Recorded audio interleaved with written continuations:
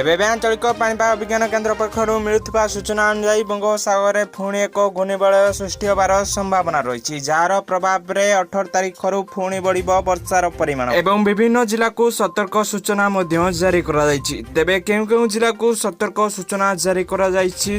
संपूर्ण अपडेट जानिबा ता पूर्व वीडियो को उठे लाइक करंतु सांग मानक सहित वीडियो टी बहुमात्रा रे शेयर करंतु एवं आपन जंदी हम चैनल पाई नुआ प्रथम थर पाई हम चैनल को देखुथिबे ताले एबे ही हम चैनल को सब्सक्राइब करी पाखते बेल आइकन को दबे ऑल नोटिफिकेशन ऊपर क्लिक कर रखुन जदरा जेबे भी जे कोनसी लेटेस्ट पाणीपागर सठिक सूचना आपण माने हम चैनल माध्यम रे सर्वप्रथम देखि पारि चलंतु आउ डेरी न करी वर्तमान खबर ऊपर नजर पकई सूचना अनुसार बंगोपसागर में सक्रिय रहउतबा लघुचाप प्रभाव रे राज्यर अधिकांश स्थान रे प्रबल वर्षा विशेष करी पश्चिम ओडिशा और दक्षिण ओडिशा रे वर्षार प्रकोप सर्वाधिक रहितबा बेले उपकूल ओडिशार किछि स्थान रे प्रबल अति प्रबल वर्षा रेकर्ड करा जाय लघुचाप शक्तिशाली हवा जुगु राज्य रे मौसुमी अत्यंत सक्रिय रहिछि गत लघुचाप रे होउतबा वर्षा जुगु राज्य रे विभिन्न जिल्ला रे होउतबा नियंटिया स्थिति भरणा होइछि केन्द्रापड़ा पुरी नवरंगपुर और कलाहांडी छाड़ी की बाकी समस्त जिल्ला रे मौसुमी रो स्वाभाविक वर्षा होई सारिछि 2 दिनर विरति परे आउ एक घूर्णिबलय सृष्टि होबार संभावना रहिछि फल रे राज्य रे पुणी थरे 18 रु वर्षार प्रकोप